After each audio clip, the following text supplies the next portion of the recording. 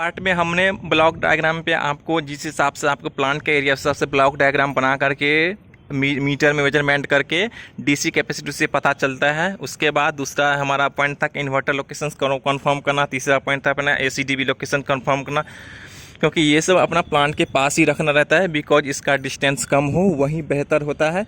Distance बेहतर से अपना क्या कम डिस्टेंस कम रहने से इन्वर्टर एसीडीबी प्लांट का डिस्टेंस कम रहने से ये होता है कि आपको केबल का भी कॉस्ट बचता है। दूसरी दूसरी पॉइंट ये है कि जो आपको लॉसेस जो होना रहता है ना, वो भी आपको लॉसेस कम होता है और फॉल्ट भी ज़्यादा नहीं होता है, क्योंकि ज़्यादा डिस्टेंस रखने से फॉल्ट होने के चांसेस रहते हैं, कहीं पे केबल कट होकर, तो वो भी थोड़ा कम रहता है।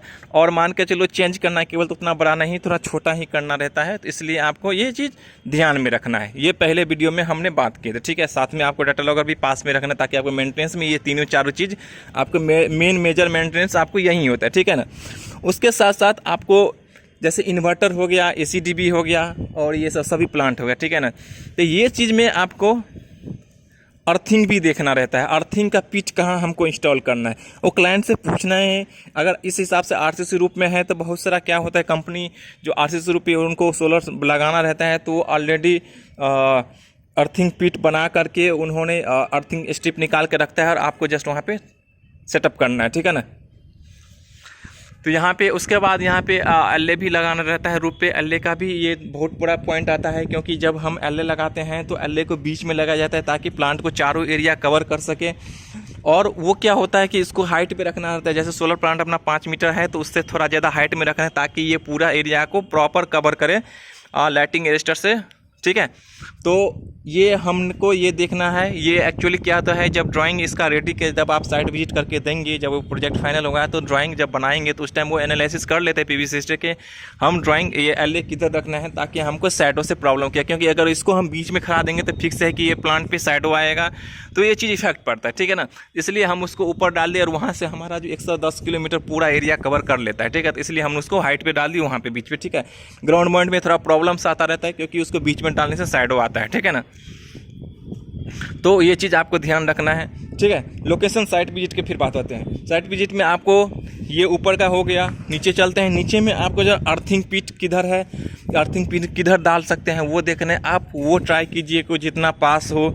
जैसे बिल्डिंग पे ग्राउंड माउंट पे है तो ग्राउंड माउंट पे है, जैसे ये आरसीसी रूप पे है तो आरसीसी रूप फिक्स है कि नीचे में आपको अर्थिंग पिट होगा। अर्थिंग पिट का एरिया चेक करना है। एक अर्थिंग पिट का डिस्टेंस दूसरे अर्थिंग पिट से 3 मीटर के पास होना चाहिए, ठीक है ना। तो आप ये भी देखें कि एक स्टैंडर्ड इलेक्ट्रिकल स्टैंडर्ड के हिसाब से अर्थिंग पिट का डिस्टेंस 3 मीटर होना चाहिए। तो एक अर्थिंग से दूसरे अर्थिंग पिट के बाद 3 मीटर होना चाहिए। तो वो आपको मेजरमेंट कर लेना है। क्लाइंट को जो आपको साथ होगा उनको बताना है कि यहाँ पे हम अर्थिंग पिट करना चाहते हैं। अगर उन्होंने बोला ओके तो ठीक है, नहीं तो उनका सजेशन लेना है कि हम किधर करें। उसका भी आपको अर्थिंग पिट उस हिसाब से आपको लोकेशन कंफर्म कर लेना है। साथ में उसके बाद आपको ये होने के बाद आपको उनका डीजी के एरिया जाना है, ट्रांसफार्मर के एरिया जाना है। ट्रांसफार्मर कितना दूरियां में है, डीजी कितना दूरियां में है और डीजी का कैपेसिटी कितना है, डीजी पे लोड कितना है। डीजी कैपेसिटी मान के चलो 160 केवी है तो उस पर लोड कितना रहता है, 150 रहता है कि 130 रहता है, वो भी आपको नोट करना है। ट्रांसफार्मर का कैपेसिटी लोड करना है, 33 है कि 11 के है वो भी नोट करना है, ठीक है। और ट्रांसफार्मर का आपको ज़्यादा अगर छोटा प्लांट है जैसे 1000 किलोवाट या ये सब तो उसका ट्रांसफार्मर में चेंज करने की ज़रूरत नहीं रहता है। तो ये चीज़ आपको देखना है और मेन आपका यही हो गया। उसके बाद आपको सबसे लास्ट में जाना है आपको एलटी पैनल में, क्योंकि हमारा जो एसीडीबी है एसीडीबी से एलटी पैनल के पास अपना मेन केबल जाएगा जो कि क्लाइंट पैनल में टर्मिनेशन होगा, ठीक है। और एसीडीबी से एलटी पैनल के बीच में एक एसजीएम पैनल लगता है जिसे सोलर जनरेशन पैनल बोलता है। ये कब लगता है, जब आपको गवर्नमेंट से अप्रूवल मिलकर के मीटर उठाया जाता है तब वो लगता है, लेकिन ये बीच में लगता है जब आपको एसीडीबी से एलटी पैनल को टर्मिनेशन करेंगे और वहाँ पे आपको सोलर जनरेशन पैनल लगाना है तो उस हिसाब से आपको वहाँ पे केबल एक्स्ट्रा डाल करके करना पड़ेगा, ताकि एसजीएम पैनल आएगा तो उसको बीच से कट करके हम इनपुट आउटपुट करके टर्मिनेशन कर सकते हैं, ठीक है।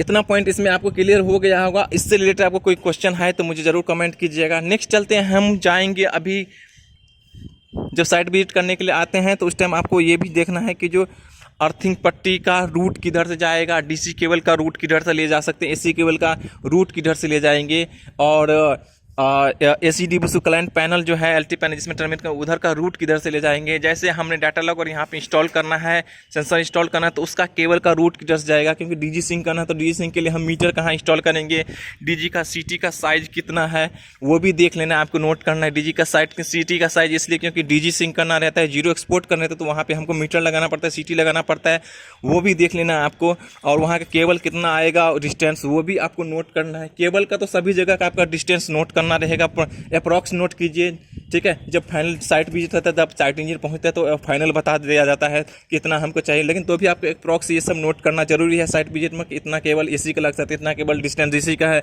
इतना केबल ACDB से क्लाइंट पैनल का रहेगा, DG का और अपना प्लांट से कितना डिस्टेंस है, क्योंकि DG का प्लांट से आपको वो इसलिए क्योंकि DG सिंक करना था, जीरो एक्सपोर्ट करना रहता है।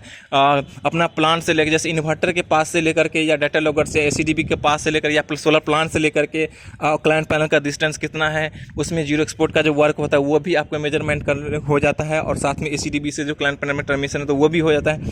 सभी केबल का आपका मेजरमेंट, इन्वर्टर का लोकेशन, ACDB का लोकेशन, प्लांट का लोकेशन, अर्थिंग पिट का लोकेशन, ठीक है। ये हो गया मेन आपको फाइनल होता है LT पैनल का, ठीक है। LT पैनल का जो क्लाइंट पैनल का, तो वहाँ पे टर्मिनेशन, क्योंकि ये तो आप पूरा रेडी कर लिए, ठीक है, सब कुछ आप रेडी कर लिए, उसके बाद आपको वहाँ पे टर्मिनेशन करना है। टर्मिनेशन के लिए आपको हम लेके चलते हैं आपको क्लाइंट का LT पैनल के पास, ठीक है। ये जो है क्लाइंट का LT पैनल हो गया। LT पैनल ये होता है मेन, आपको LT पैनल देखना है जहाँ से ट्रांसफार्मर का केबल आता है, ठीक है ना।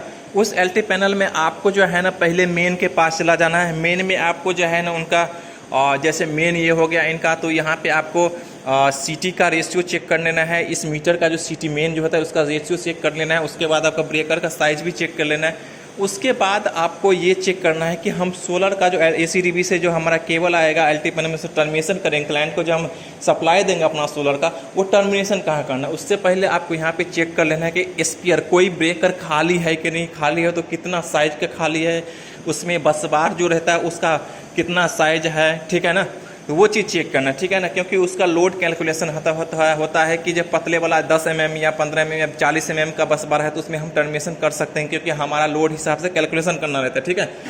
बस बार का साइज कितना है और यहाँ पे ब्रेकर अवेलेबल क्या है कि नहीं। अगर ब्रेकर अवेलेबल नहीं है तो हम टर्मिनेशन कहाँ कर सकते हैं, मेन में भी कर सकते हैं, या तो क्लाइंट बोलेगा कि मुझे सेपरेट चाहिए, या आप कंपनी आप जो सेपरेट करके देंगे तो वो भी आप यहाँ पे पैनल को अलग से डिजाइन करवा सकते हैं, ठीक है ना। डिजाइन मतलब क्या कि जो एक्सटेंशन करना पड़ता है बस बार को, उसके लेकर के अलग से ब्रेकर लगाना पड़ता है, वो भी कर सकते हैं। तो डायरेक्टली आप LT पैनल का मेन में भी टर्मिनेट कर सकते हैं अगर आपको क्लाइंट अप्रूवल दे रहा है तो, ठीक है।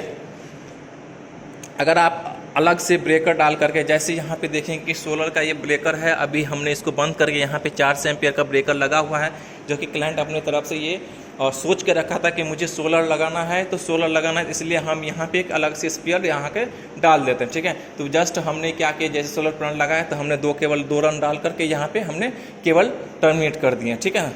केबल का साइज क्या होना चाहिए ये आपको डिजाइनिंग टीम बताएगा, ये सब कुछ उन्हीं को बताना है, ठीक है। बस आपको साइट विजिट करना है। अगर आपको नॉलेज है तो सजेस्ट भी कर सकते हैं। यहाँ पे मैं आपको एक क्वेश्चन बता दूँ कि ये जो है 5th फ्लोर पे साइट है, 3rd फ्लोर पे हमारा ये सोलर LT पैनल है, लेकिन हमारा SCM पैनल भी लगा है जो कि नीचे में है।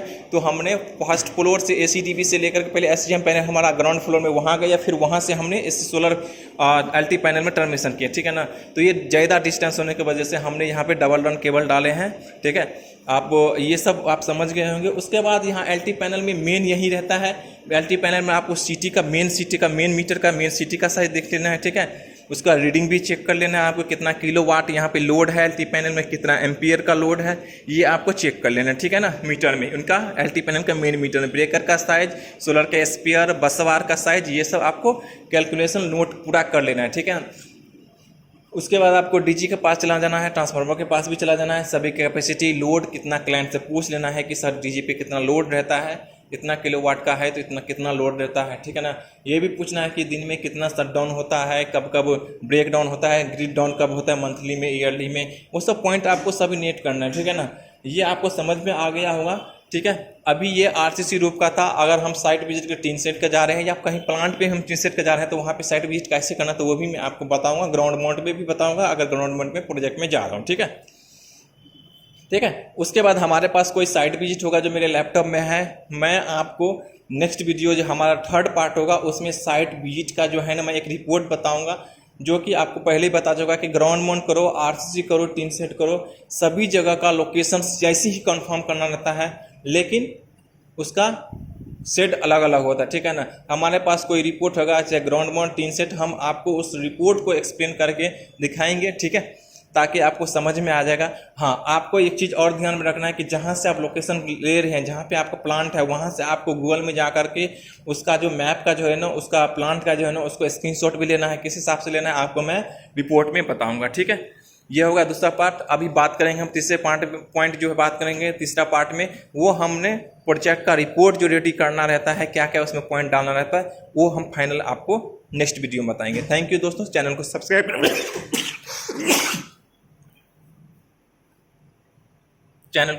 कर लीजिएगा और वीडियो को जरूर शेयर कीजिएगा। कोई पॉइंट है तो हम जरूर बताएंगे, और मैं एक ट्राई करूंगा कि एक पूरा एक साइट विजिट का हम एक रिपोर्ट एक वीडियो में बना सकें। Thank you.